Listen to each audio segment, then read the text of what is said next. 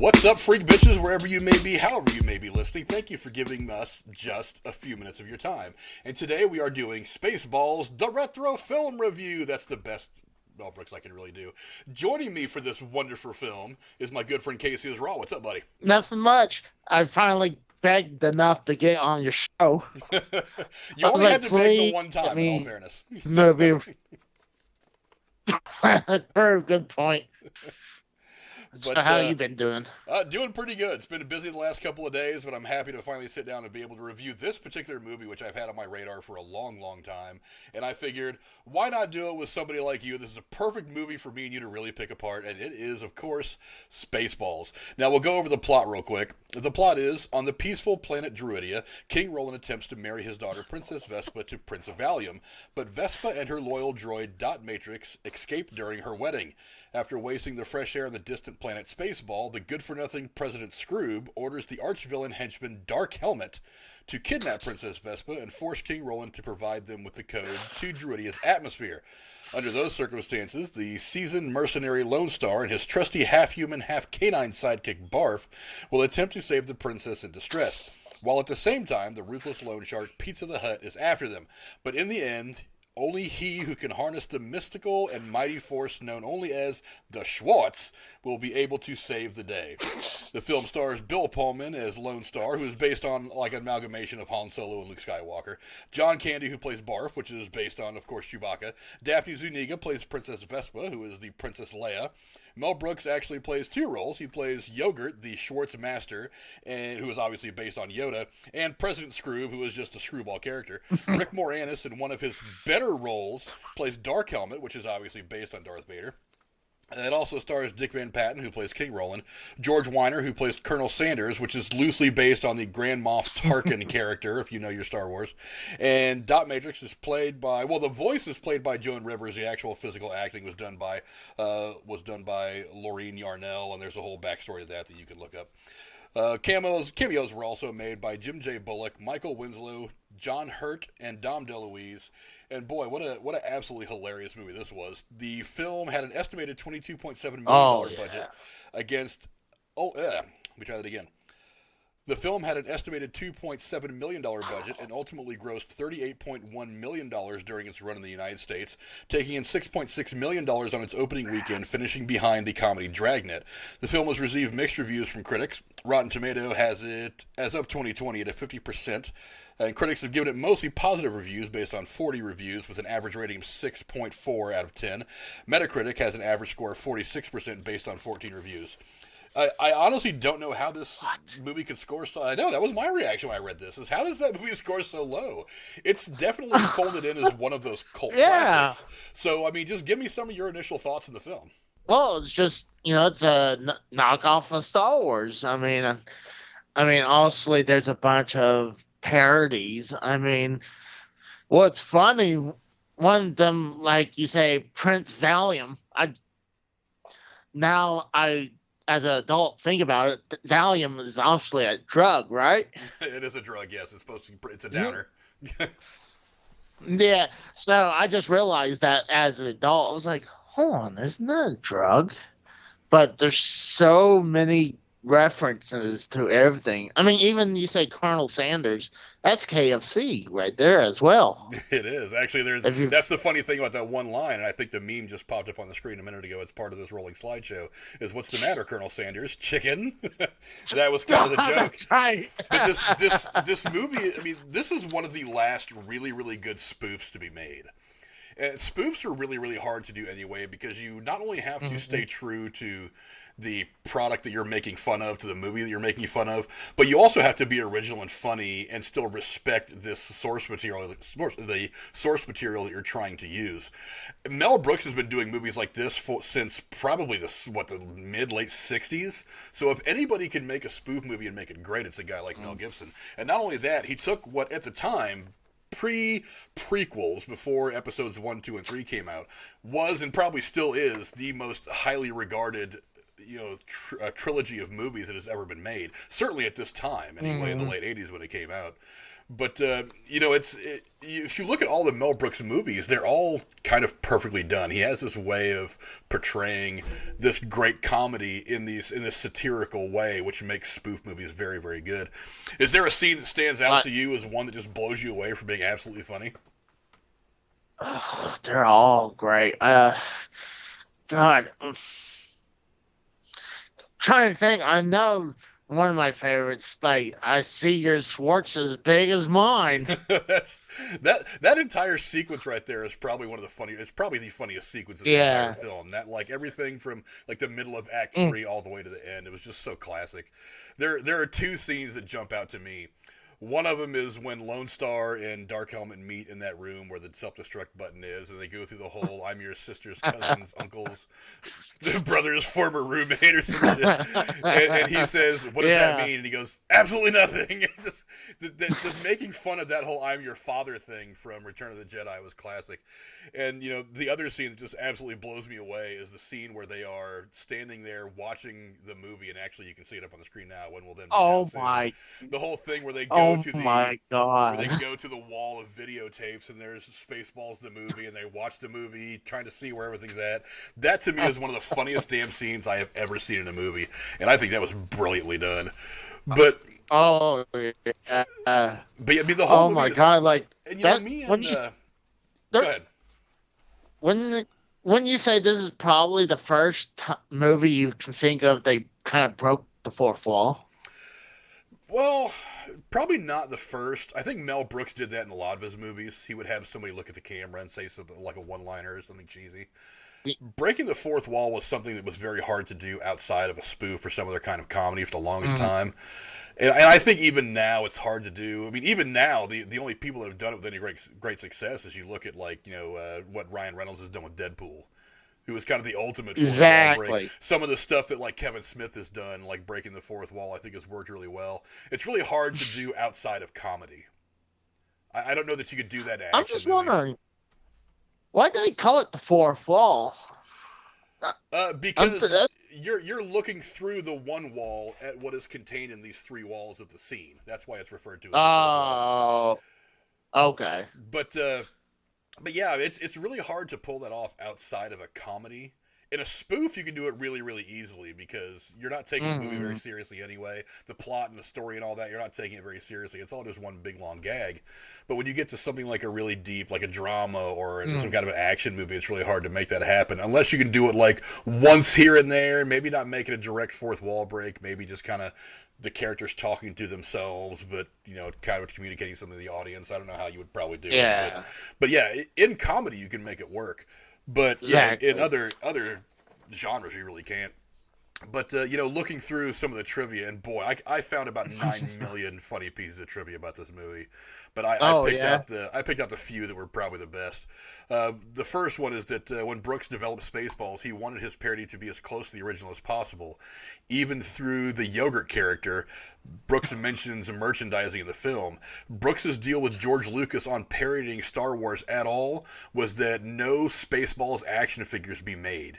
He didn't want anything to look like a Star Wars action figure from this movie. So that's where he came up with the scene of the merchandising, is to kind of make fun of the fact that he couldn't merchandise the film at all. God, that would have been kind of awesome having Spaceball figures. I would love to have like a Barf action figure.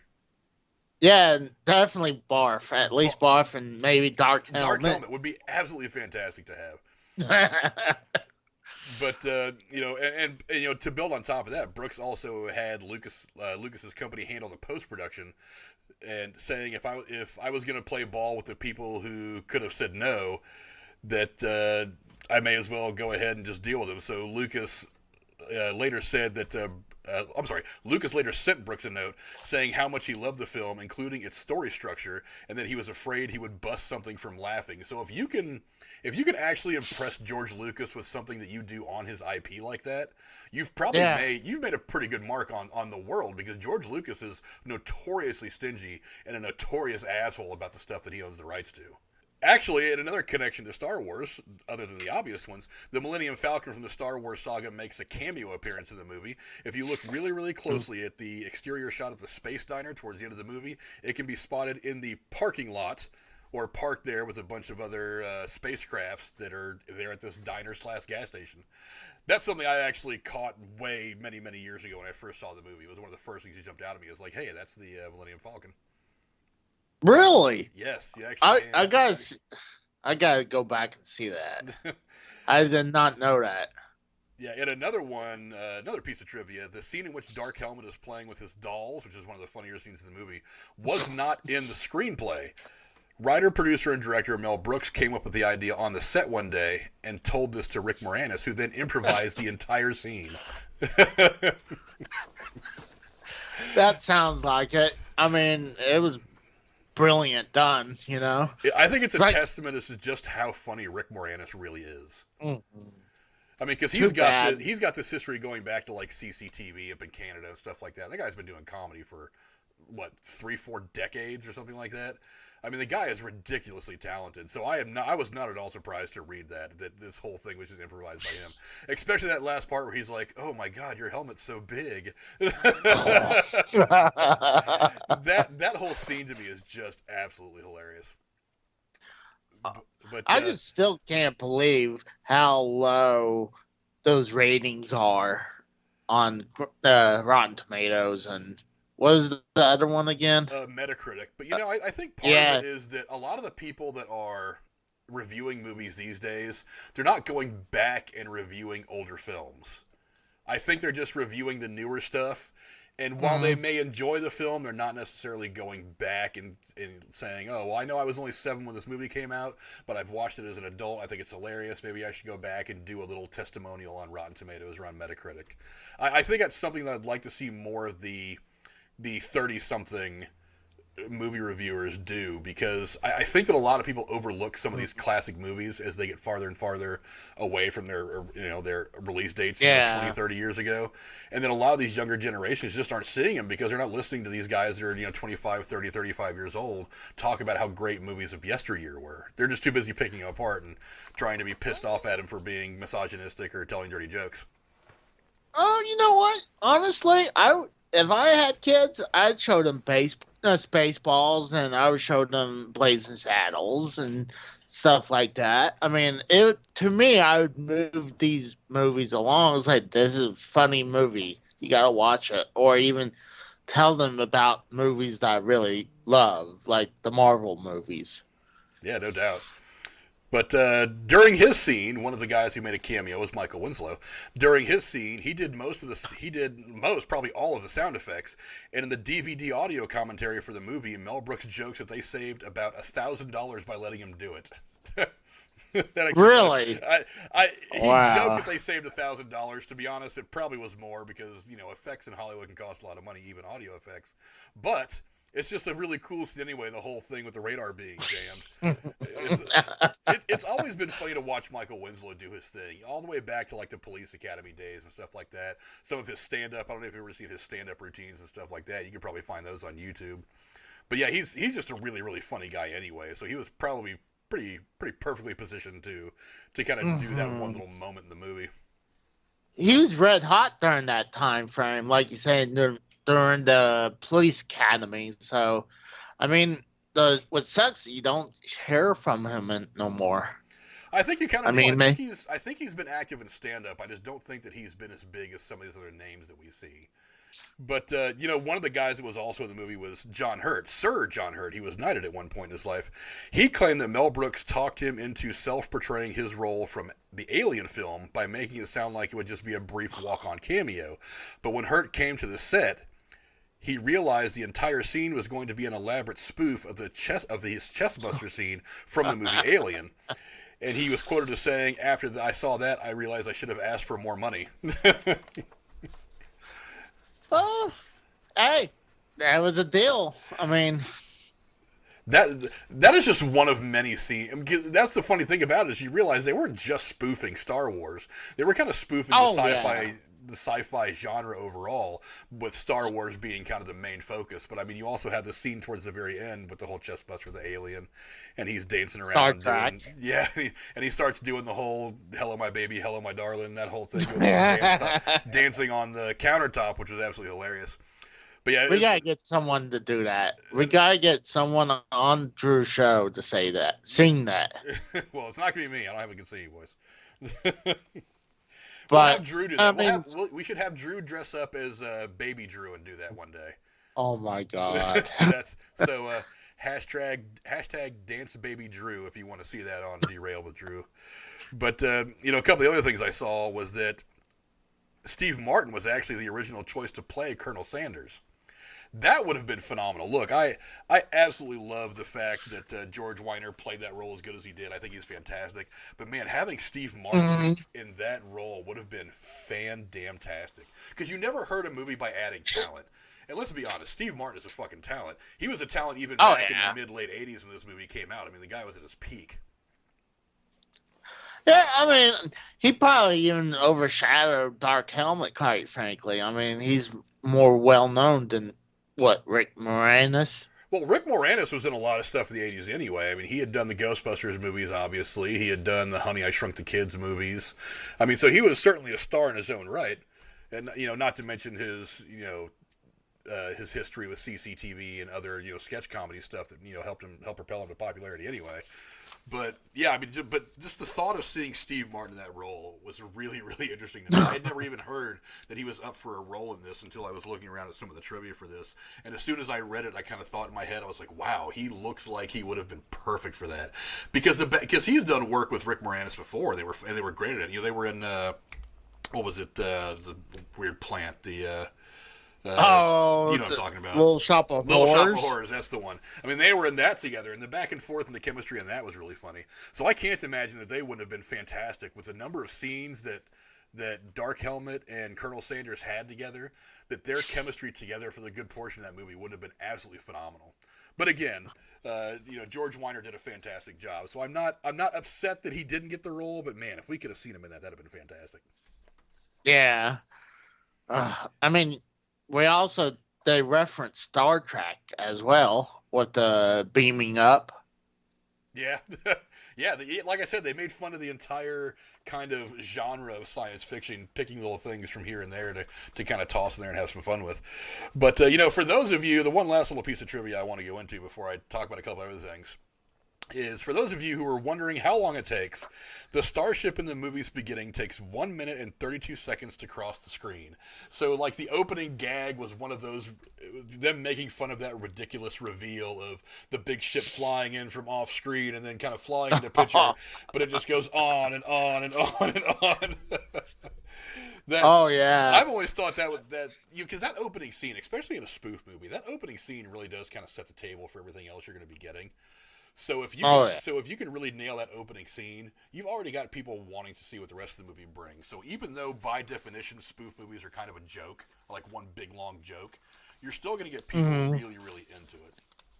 But I mean, they understand, because during the first Star Wars movie, I mean, it took forever for them to show the whole starship. So, I mean, they understood the joke. I mean, it was a crazy long ship. It was crazy long. And then the best part is you finish it up with that bumper sticker at the end that says, "We break for no one." Overall, I mean, just like on a scale of 1 to 5, what would you rate this movie as? And give us some final thoughts. That's hard. It's hard to say 5 immediately, because, and can't say 3. I gotta give it probably 4.5. I mean, it's an awesome movie. It's funny. I don't know. They could make movies like this no more. People were too scared. You had to go ask to make fun of a movie. I guess you had to ask for the license to do that. You can't just have the balls and just say, hey, just make a spoof on them. But It's an awesome movie. I highly suggest people to go watch it. You know, I honestly, the more I think back about this movie, I can't give this movie anything less than a 5. I would be kind of ignorant to try to pick apart plot holes because it's a spoof. It's not supposed to be. It's not a movie that was ever meant to be taken seriously. So who cares if there's a couple of plot holes? The acting was really, really good. They didn't, honestly, the only 2 big names they had in this, well, 4 technically speaking, but the only big names they had in this movie were Mel Brooks, who made the movie, so he was going to be in it. You had Dick Van Patten, who had been around for a long time, and John Candy and Joan Rivers. But you basically put this movie on Daphne Zuniga's shoulders and Bill Pullman's shoulders, and at the time, these 2 were just up and coming. They hadn't really hit their prime. I mean, this was before Bill Pullman was in Independence Day. This is before Daphne Zuniga had gotten into, I think she was in Melrose Place for a long time. This is before their careers had really hit, so this was kind of their breakout movie. And I think this is a fantastic movie to be your breakout movie. I can't really find a whole lot wrong with this thing. It's funnier than hell. It's probably the last of the really, really good spoof movies. And I don't know that I could find anything wrong with this at all. That is realistic. That is a decent thing to complain about, considering that all it really is a spoof movie. Oh yeah, I mean, I would that's why I'm kind of like at 4.5. I feel like I can't just immediately give it a 5 because. Remember how Tommy always says a movie, oh, it's a good movie. I'll give it 10 out of 10. I say if you want to give it a 5, give it a 5. I'm straight up giving it a 5. That's what we've got right now for Spaceballs, the retro film review. Go down in the comments below. Let us know what you guys think of Spaceballs. Do you guys think Spaceballs 2, The Search for More Money, could ever be made? What are some of your favorite scenes from the movie? Let us know. And until next time, say goodbye, Casey. See ya. We'll see you guys later.